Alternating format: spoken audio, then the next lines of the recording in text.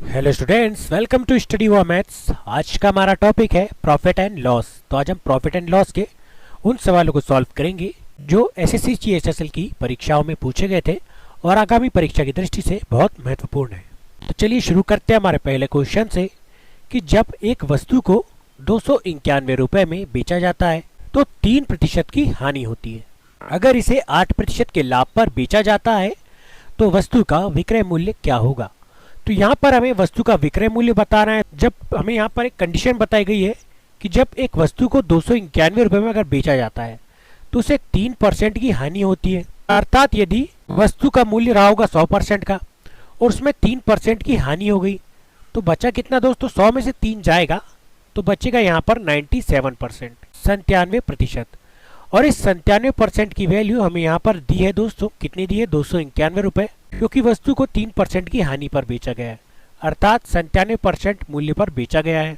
अब इसके पश्चात अगली कंडीशन हमसे कही गई है कि अगर इसे 8% के लाभ पर बेचा जाता। अब लाभ हो रहा है दोस्तों, यदि वस्तु का मूल्य 100% रहा था और उस पर लाभ हो रहा है तो 100 + 8 कितना हो जाएगा दोस्तों, 100 + 8 हो जाएगा 108। और इस 108% की वैल्यू हमें बताना है तो हमें वस्तु का विक्रय मूल्य पता चल जाएगा। तो चलिए इसे सॉल्व कर लेते हैं। तो 108 गुणा 291 डिवाइड बाय 97। अब इसे काट लेते हैं दोस्तों। तो 97 एकम 97 और 97 तिया कितना हो जाएगा, 97 तिया हो जाएगा 291। अब हमारे पास बचा 108 गुणा 3। तो चलिए इसका गुणा कर लेते हैं। तो 3 8 24 की 4, हासिल आए 2, 3 0 0 और 2 का 2, 3 एकम 3। तो यहाँ पर कितना आ गया दोस्तों, यहाँ पर आ गया 324 और यही 324 हमारा आंसर हो जाएगा। इस प्रकार हमारा ऑप्शन नंबर बी बिल्कुल करेक्ट हो जाएगा। वस्तु का विक्रय मूल्य 324 रुपए हो जाएगा।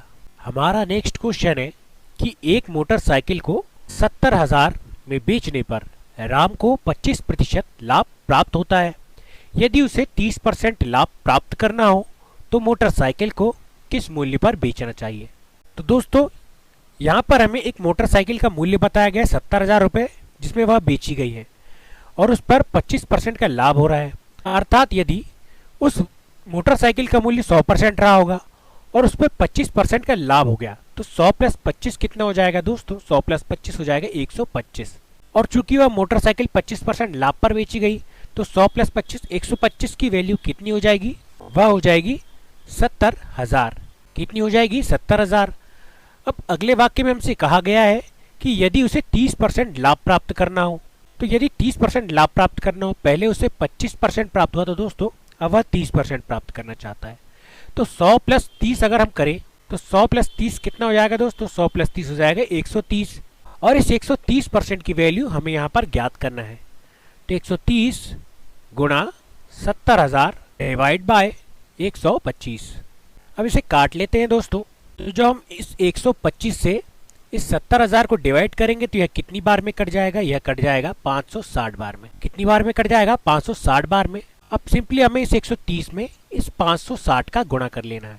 तो जब हमने 130 में इस 560 का गुणा किया तो हमें कितना प्राप्त हो गया, हमें प्राप्त हो गया 72,800। कितना प्राप्त हो गया, 72,800। और यही 72,800 हमारा आंसर हो जाएगा। यदि वस्तु को 30% के लाभ पर बेचा जाता तो उसका मूल्य क्या हो जाता, उसका मूल्य हो जाता 72,800। और इस प्रकार हमारा ऑप्शन नंबर 1 बिल्कुल करेक्ट हो जाएगा। बढ़ते हमारे नेक्स्ट क्वेश्चन की तरफ कि किशोर को कोई वस्तु 7,160 रुपए में बेचने पर 20% की हानि हुई तो 30% लाभ प्राप्त करने के लिए उसे इस वस्तु को किस मूल्य पर बेचना चाहिए। तो दोस्तों यह सवाल हमारे फर्स्ट सवाल की तरह ही है कि इसमें हमें यहाँ पर एक वस्तु को 7,160 रुपए में बेचने पर बताया गया कि उसे 20% की हानि हुई। अब यदि वस्तु का मूल्य 100% था और 100% में से 20% की हानि हो गई तो बचा मूल्य कितना हुआ दोस्तों, 80%।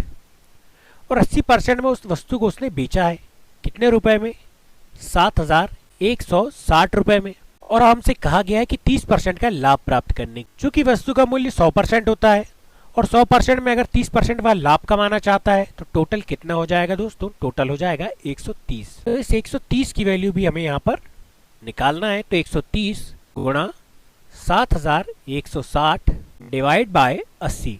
तो चलिए इसे आगे सॉल्व करते हैं। तो सबसे पहले इस जीरो से इस जीरो को हम काट लेते हैं। अभी 60 से इस 7160 को डिवाइड कर लेते हैं, तो यह कितनी बार में कट जाएगा दोस्तों? यह कट जाएगा 895 बार में। कितनी बार में कट जाएगा? 895 बार में। अब सिंपली हमें इस 13 में इस 895 का गुणा कर लेना है, तो चलिए गुणा करते हैं। तो जब हमने इस 13 का गुणा इस 895 में किया तो हमें प्राप्त हो गया 11,635। कितना प्राप्त हो गया दोस्तों? 11,635। और यही 11,635 हमारा आंसर हो जाएगा।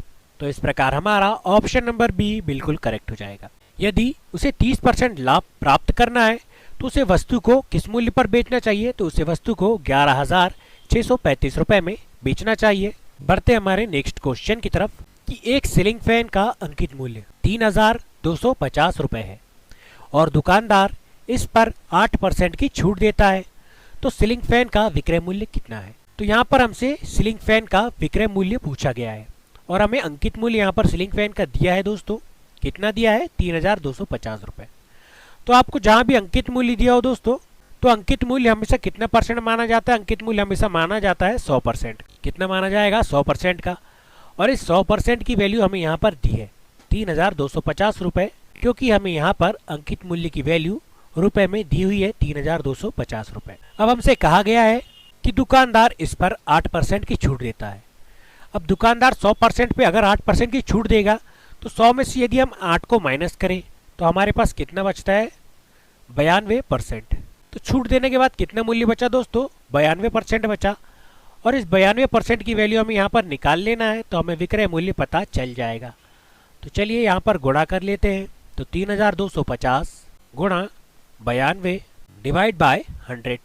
अब यहाँ पे जीरो कट रहा है दोस्तों, तो इस जीरो से इस जीरो को काट लेते हैं। अब सबसे पहले हम क्या करेंगे कि इस 325 में इस 92 का पहले गुणा करेंगे। तो चलिए गुणा करते हैं। तो जब हमने 325 में 92 का गुणा किया तो हमें कितना प्राप्त हो गया? हमें प्राप्त हो गया 29,900। कितना प्राप्त हो गया दोस्तों? 29,900। और इसके बटे में कितना था? तो इसके बटे में था 10। अब सिंपली जीरो से इस जीरो को काट लेते हैं, तो हमारे पास कितना मूल्य बच गया? हमारे पास मूल्य बच गया 2,990। और यही 2,990 हमारा आंसर हो जाएगा। इस प्रकार हमारा ऑप्शन नंबर सी बिल्कुल करेक्ट हो जाएगा। तो सीलिंग फैन का विक्रय मूल्य क्या हो जाएगा दोस्तों? वह हो जाएगा 2,990 रुपए। हमारा नेक्स्ट क्वेश्चन है कि एक बाइक विक्रेता कोई बाइक 2,500 रुपए में बेचने पर 20% की हानि होती है। अब वह बाइक को कितने मूल्य पर बेचता है कि उसे 30% की हानि हो? तो यहाँ पर यदि एक बाइक 2,500 रुपए में बेची जाती है तो 20% की हानि होती है।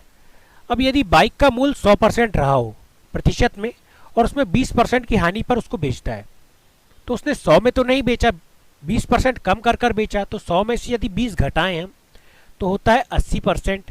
और इस 80% की वैल्यू हमें यहाँ पर कितनी दी है दोस्तों? हमें दी है यहाँ पर 2,500 रुपए।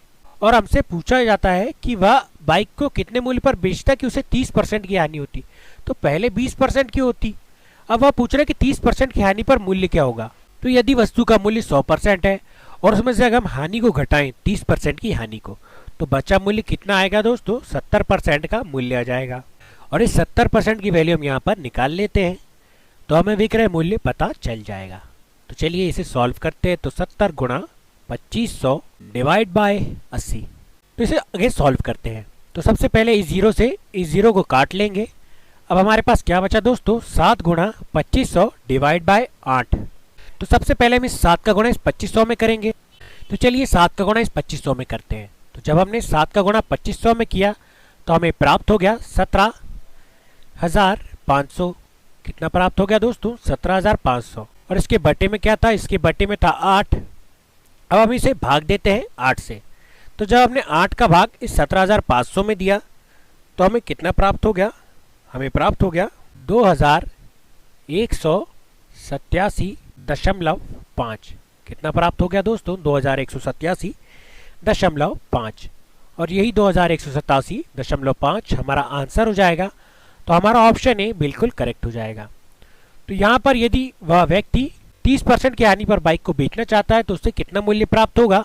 उसे 2,187.5 रुपए प्राप्त होंगे। तो इस प्रकार हमारा ऑप्शन नंबर ए बिल्कुल करेक्ट हो गया। बढ़ते हैं हमारे नेक्स्ट क्वेश्चन की तरफ। हमारा अगला क्वेश्चन है कि 26 गेंदों को 1350 में बेचने पर 8 गेंदों के क्रय मूल्य के बराबर हानि होती है, तो एक गेंद का क्रय मूल्य क्या है। तो हमें यहाँ पर एक गेंद का क्रय मूल्य पूछा गया है। तो यहाँ पर 26 गेंदों को 1350 में बेचने पर 8 गेंदों के क्रय मूल्य के बराबर हानि होती है। अर्थात यदि 26 में से 8 को हम यदि घटाएं, तो 26 में से 8 को जब हमने घटाया तो हमें प्राप्त हुआ 18। कितना प्राप्त हुआ दोस्तों? 18। तो इस 18 गेंद की वैल्यू है कितनी? 1350 रुपए। यही हमसे प्रश्न में कहा गया है, क्योंकि उसे 26 गेंदों को 1350 में बेचने पर कितने की हानि होती है? 8 गेंदों के बराबर हानि होती है। जब हमने 26 में से 8 को घटाया तो हमें कितना प्राप्त हो गया? 18 प्राप्त हो गया। तो हमें यह तो पता लग गया कि 18 गेंद की वैल्यू कितनी हो जाएगी रुपए में? 1350 रुपए। और हमसे पूछा गया है एक गेंद का क्रय मूल्य। तो चलिए हम यहाँ पर एक गेंद का क्रय मूल्य निकाल लेते हैं। तो 1 गुणा 1350 डिवाइड बाय 18। अब इसे काट लेते हैं। तो जब हम इस 18 से इस 1350 को डिवाइड करेंगे तो यह कितनी बार में कट जाएगा? यह कट जाएगा 75 बार में। कितनी बार में कट जाएगा दोस्तों? 75 बार में। और यही 75 हमारा आंसर हो जाएगा। तो इस प्रकार हमारा ऑप्शन नंबर ए बिल्कुल करेक्ट हो जाएगा। तो 26 गेंदों में से यदि हमने 8 गेंदों घटाए तो हमें 18 गेंद प्राप्त हुई, और इस 18 गेंद की वैल्यू हमें यहाँ पर दी थी 1350 रुपए, और हमसे पूछा गया था एक गेंद का क्रय मूल्य। तो हमने यहाँ पर एक गेंद का क्रय मूल्य कितना निकाल लिए दोस्तों? यहाँ पर 75 रुपए एक गेंद का क्रय मूल्य हो जाएगा। अगर आपको हमारा वीडियो अच्छा लगा है तो हमारे वीडियो को लाइक कीजिए, चैनल को सब्सक्राइब कीजिए और अपने दोस्तों के साथ शेयर कीजिए। और आगे भी ऐसे मैथ्स और रीजनिंग के वीडियो पाने के लिए हमारे चैनल से जुड़े रहिए। वीडियो देखने के लिए धन्यवाद।